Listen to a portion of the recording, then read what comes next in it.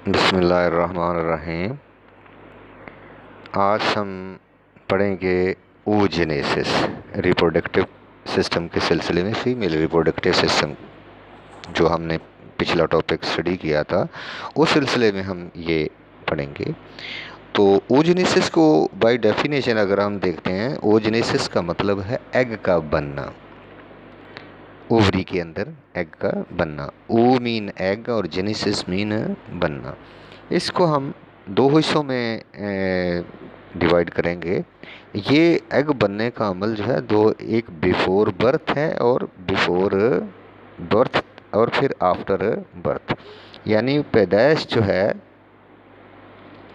उससे पहले ही फीमेल की बॉडी के अंदर, जब वो फर्स्ट मंथ में, ये इंडिकेट कर रहा हूँ, फर्स्ट मंथ का एम्ब्रियो होता है, तकरीबन 1700 प्राइमरी फोलिकल्स बनते हैं। फोलिकल्स वो साखते हैं जिनके अंदर इन्हें जो एग को कंटेन करते हैं। सेकंड मंथ के अंदर जो है इनकी तादाद 6 लाख के करीब हो चुकी होती है और फिफ्थ मंथ में इनकी तादाद 7 मिलियन हो चुकी होती है। फिर जब पैदाइश हो जाती है बेबी की, तो उनमें से कुछ जो हैं वो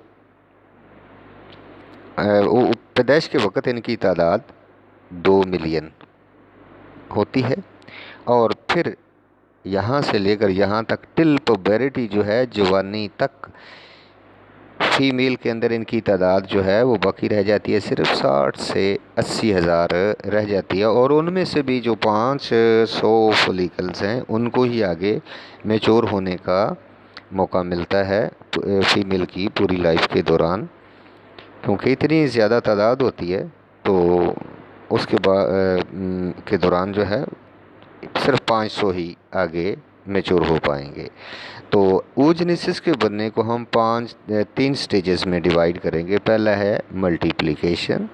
मल्टीप्लिकेशन जो है उसमें माइटोसिस का अमल होता है, जिसमें वो एग जो है वो ग्रो करता है, साइज में वो तैयारी करता है ताकि आगे नेक्स्ट उसने 2 सेल को जन्म देना है।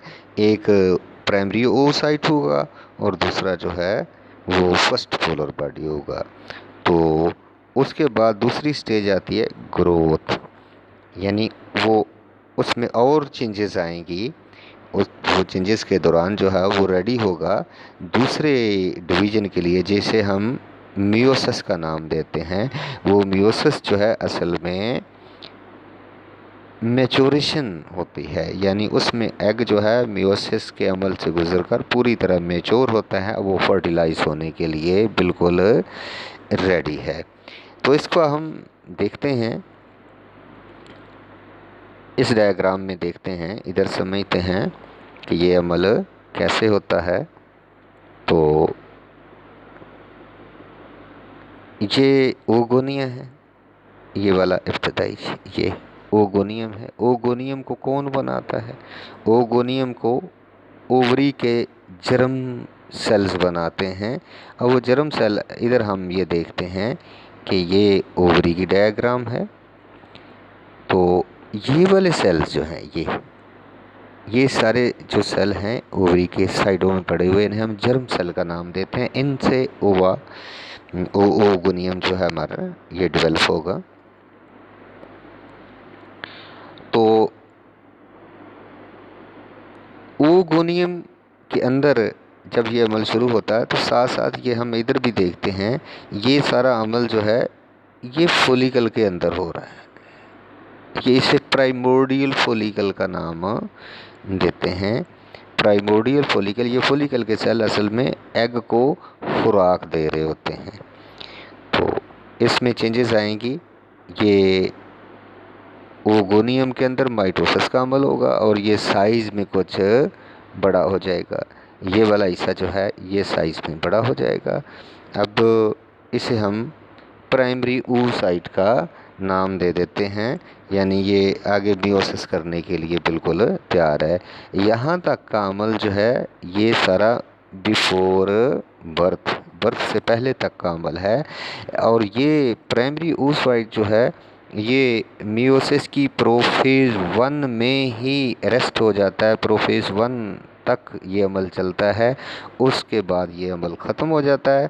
उसके बाद फिर फीमेल की अपना पैदाइश हो जाएगी बेबी की, और बाकी अमल जो है वो पैदाइश से लेकर जवानी तक का अमल है, वो चलता है फीमेल के अंदर।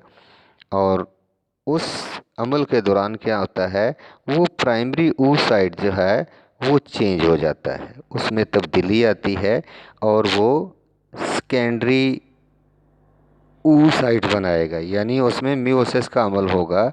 ये वाला अमल जो है जब फीमेल जवानी की उम्र को पहुंचती है, उसमें ये वाला सेल जो है, ये प्राइमरी oocyte ये डिवाइड होगा। लेकिन इसके डिवाइड होने में ये डिवीजन थोड़ी सी अनइक्वल डिवीजन होती है, क्योंकि फीमेल के अंदर एग हर मंथ में एक एग ने रिलीज़ होना होता है, तो उसकी ग़िज़ाइयत जो है पूरी की पूरी एक एग को, वो एक एग को ही मिलनी चाहिए। लिहाजा इसका जो सारे का सारा साइटोप्लाज्म है इस साइड में आ जाता है, दूसरी साइड में इस साइड में साइटोप्लाज्म कम जाता है। लिहाजा हम इसे पोलर बॉडी का नाम दे देते हैं। इसे हम सेकेंडरी oocyte का नाम दे देते हैं कि इसमें अब आगे ये डिवीज़न होनी है। अब सेकेंडरी oocyte जो है ये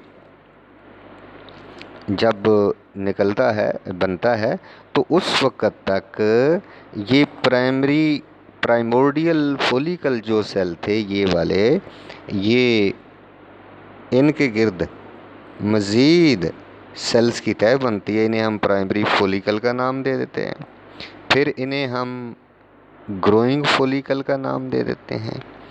तो जब ये सेकेंडरी ये वाली स्टेज आती है, ये सेकेंडरी oocyte की स्टेज, तब इस फॉलिकल को हम मैच्योर फॉलिकल या ग्राइफन फॉलिकल का नाम दे देते हैं। ग्राइफन फॉलिकल जो है इसलिए नाम दिया गया है कि ये एक साइंसदान का नाम था, उस नाम की वजह से इसे ग्राइफन फॉलिकल का नाम दिया गया। तो ये सेकेंडरी oocyte जो है ये यहाँ पर ये अरेस्ट हो जाएगी इस मकाम पर, इधर से इधर, ये इधर से आगे चलेगी नहीं, यानी ये सिर्फ मियोसिस 2 जो है मेटाफेज 2 तक चलेगी, और मेटाफेज 2 के बाद ये वहीं अरेस्ट हो जाएगा ये काम, और एग जो है यहाँ से रिलीज़ हो जाएगा। ये हम देखते हैं कि यहाँ से एग जो है ये रिलीज़ हो गया। ये मेटाफेज 2 कंप्लीट नहीं कर पाता, और जब ये तकसीम होता है, ये मियोसिस 2 होती है, तो इसमें फिर वही अनइक्वल डिवीज़न होगी। तो अनइक्वल डिवीज़न के नतीजे में एक फिर सेकंड पोलर बॉडी इसके अंदर ये बनेगा, और ये वाला जो है इसे हम ज़ाइगोट का नाम देते हैं, क्योंकि ये यहाँ से गुज़र कर सीधा फिलोपियन ट्यूब में जाएगा। अभी होगा ये मेटाफेज स्टेज ही में, तो फिलोपियन ट्यूब के प्रोक्सिमल पोर्शन में ये जाकर मिलेगा स्पर्म से। ये हम इधर देख रहे हैं कि ये मेटाफेज स्टेज पर ये वाला स्पर्म जो है इसे फर्टिलाइज़ कर रहा है। अब ये अमल जो हो रहा होता है ये इतना ये फेलोपियन ट्यूब के अंदर हो रहा होता है, और ये यहाँ हम देखते हैं कि ये यहाँ से रिलीज़ हो गया। तो यहाँ पर एमसीक्यूज़ अक्सर पूछा जाता है कि एग जो है किस स्टेज पे निकलता है। वो सेकेंडरी oocyte की शक्ल में निकलता है, और वो मेटाफेज स्टेज के अंदर अरेस्टेड होता है वो एग। जब ये यहाँ से निकल जाता है एग, अब ये ज़ाइगोट बना देगा, और बाकी जो फॉलिकल की बॉडी है ये वाली पड़ी, इसे हम कार्पस ल्यूटियम का नाम दे देते हैं, और ये प्रोजेस्टेरोन हार्मोन खारिज करेगी, जो कि प्रेगनेंसी को मेंटेन रखने में हेल्प करता है। थैंक्स।